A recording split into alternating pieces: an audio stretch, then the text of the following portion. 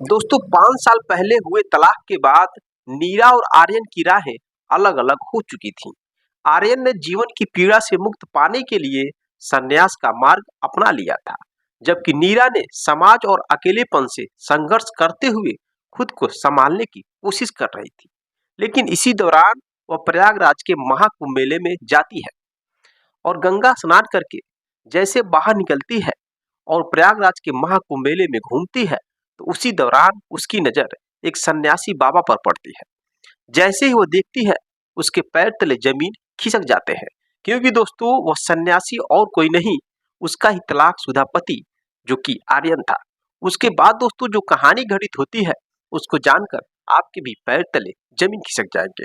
तो चलिए जानते हैं उस कहानी के बारे में विस्तार से कि आखिरकार आर्यन के बीच और जो नीरा थी उन दोनों के बीच तलाक क्यों हुआ था, शादी कैसे हुई और तलाक कैसे हो गया, उन लोगों के बीच में क्या ऐसी बात आ गई कि दोनों एक दूसरे को तलाक देने पर मजबूर हो गए।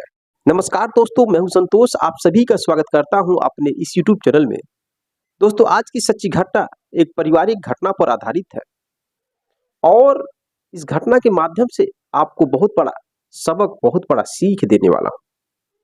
क्योंकि आजकल लोग फैशन की तरह शादियां करते हैं, बात बात में बवाल होता है, लोग एक दूसरे को तलाक दे देते हैं और अपनी जिंदगी यानी अलग अलग रास्तों पे चलने लगते हैं। लेकिन कुछ लोग शादी करने के बाद इस कदर विवाद में फंसते हैं, वे लोग फांसी के फंदे तक भी लटक जाते हैं। इस वजह से यह घटना आपको बहुत बड़ी सीख देकर जाने वाली है, इसलिए इस वीडियो को अंत तक जरूर देखें। मेरे दोस्तों, आर्यन और नीरा की शादी 10 साल पहले हुई थी।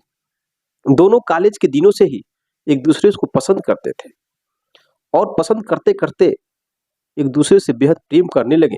और प्रेम करने के बाद दोस्तों दोनों ने अपने घर वालों को बताया और दोनों के घर वाले राजी हो गए और दोनों की शादी हो गई। दोस्तों शादी के बाद शुरू में तो सब कुछ ठीक चल रहा था, लेकिन धीरे धीरे पारिवारिक दबाव, कैरियर की प्राथमिकताएं और एक दूसरे को समय न देने के कारण उनके बीच की दूरियां बढ़ने लगती है। आर्यन अपने कैरियर में पूरी तरह से डूब गया, वहीं नीरा अपने आत्मसम्मान और भावनात्मक जरूरतों के लिए संघर्ष कर रही थी। इन सबके बीच अहंकार, गलतफहमियों ने रिश्तों को इतना कमजोर कर दिया कि दोनों ने तलाक लेने का फैसला कर लिया। तलाक के बाद आर्यन बुरी तरह से टूट गया।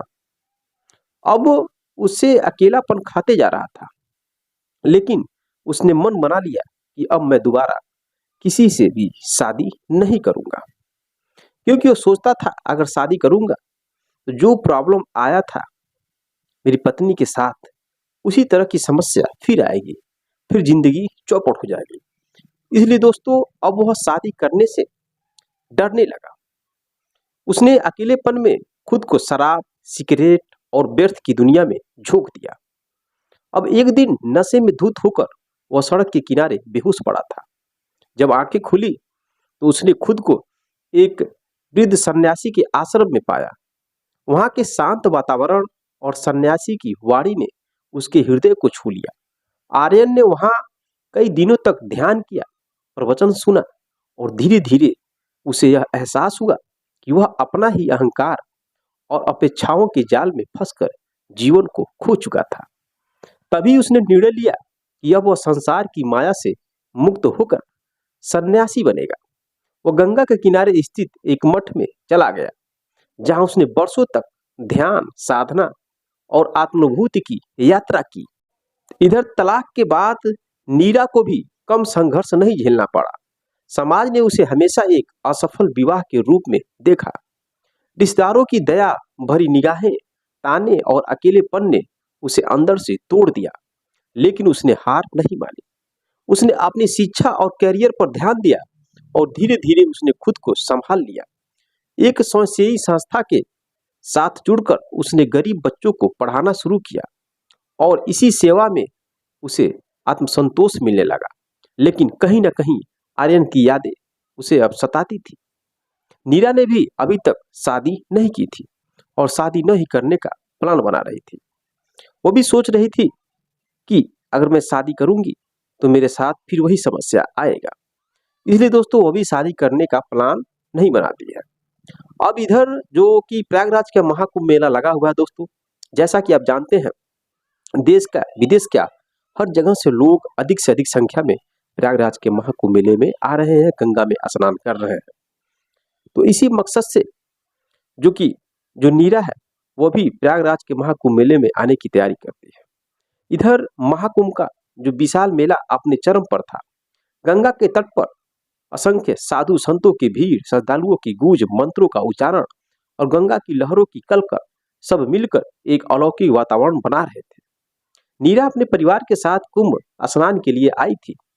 वर्षों बाद इस मेले में आना उसके लिए किसी आध्यात्मिक यात्रा से कम नहीं था। भीड़ से निकलते हुए अचानक उसकी नजर एक साधु पर पड़ी। लंबी जटाएं, तिलक लगा हुआ चेहरा, शरीर पर गिरुआ वस्त्र और आंखों में गहरी शांति। देखते ही नीरा के पैर ठिठक गए। उसका दिल जोर जोर से धड़कने लगा। यह साधु, यह चेहरा, यह वही है वर्षों पहले जिससे उसने 7 फेरे लिए थे। वही दोस्तों आर्यन था। नीरा की आंखों से आंसू बन निकले। वह दौड़कर साधु के पास पहुंची, लेकिन शब्द उसके ओठों पर आकर अटक गई। वह बस फूट फूट कर रोने लगी। आर्यन ने धीरे से आंखें खोली, शांत स्वभाव से उसकी ओर देखा। कोई आश्चर्य नहीं, कोई गुस्सा नहीं, बस एक गहरी शांति थी। नीरा ने रोते हुए पूछा, तुम यहाँ इस रूप में? आर्यन मुस्कुराया, यह संसार ही माया है नीरा, मैंने सब कुछ छोड़ दिया, अब मेरा कोई मोह माया नहीं है। नीरा की आंखों में पछतावे के आंसू उमड़ पड़े। हमने जो किया वह सही था या गलत मुझे नहीं पता, लेकिन इतना जरूर जानती हूं कि तुमसे अलग होकर मैं अधूरी हो गई हूं। तुमने मुझे कभी याद नहीं किया। आर्यन ने गहरी सांसें ली। और यादों का कोई अंत नहीं होता, लेकिन जब जीवन सत्य की ओर बढ़ जाए तो भूतकाल का भार उतारना जरूरी हो जाता है। तुम्हारे बिना जीना कठिन था, लेकिन आत्मज्ञान की राह ने मुझे इस पीड़ा से मुक्त कर दिया है, ऐसा कहा आर्यन ने। अब यह शब्द सुन करके नीरा फूट फूट करके रोने लगी। क्या हमारे रिश्ते की कोई उम्मीद नहीं बची है? उसने अपनी कांपते हुए आवाज में पूछा आर्यन से। आर्यन कुछ पल शांत रहा, फिर बोला, रिश्ते कभी मरते नहीं है, बस रूप बदल लेते हैं। तुमसे जुड़ी हर भावना अब प्रेम से परे आत्मा की शुद्धता में परिवर्तित हो चुकी है। जीवन में जो हुआ वह आवश्यक था, शायद हमें अलग होना था ताकि हम खुद को पहचान सके। नीरा ने अपने आंसुओं को पोंछा और गहरे विचार में डूब गई। उसने पहली बार आर्यन को इस रूप में देखा, शांत, संतुष्ट और आत्मज्ञान से भरा हुआ।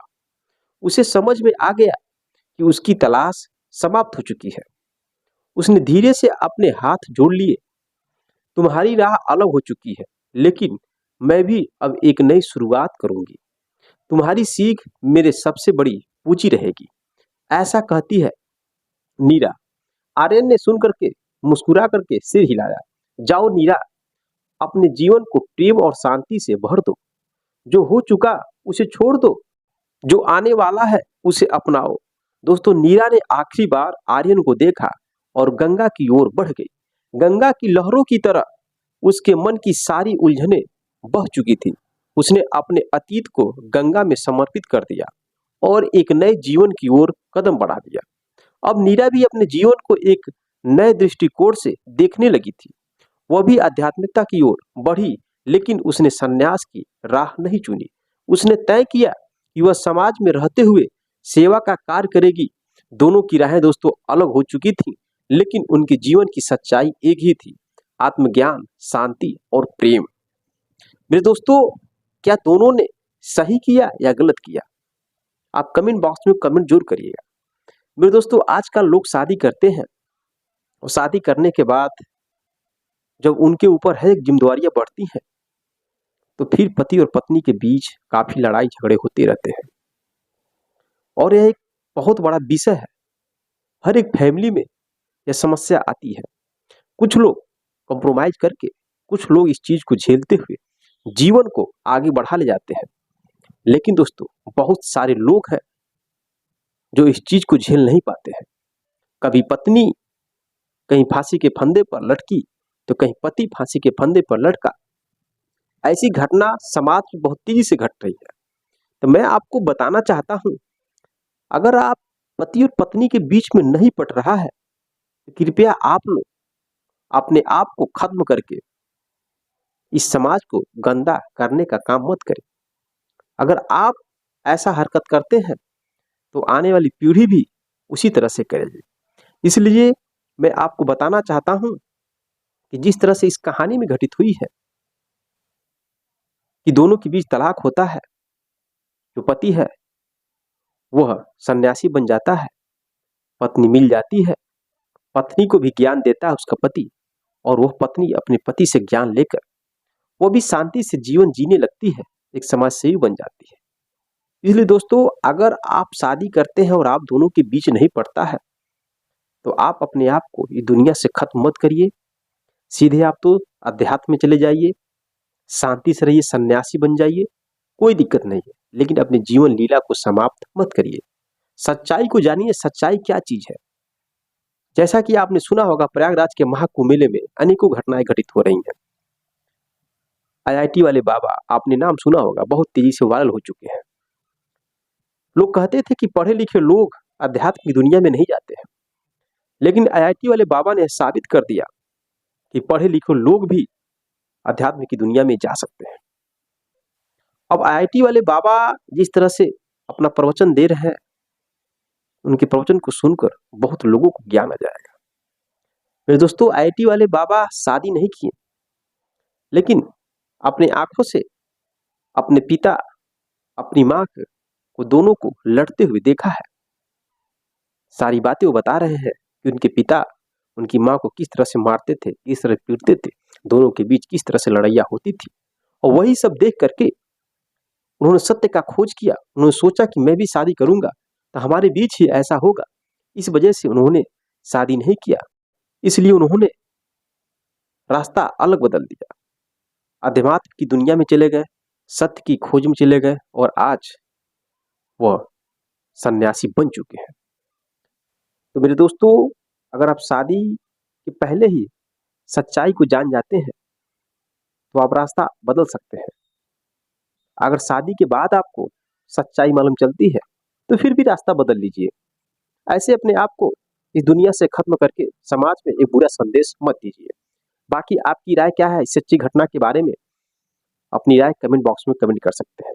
मिलते हैं नेक्स्ट वीडियो में नेक्स्ट कहानी के साथ। तब तक के लिए जय हिंद, जय भारत।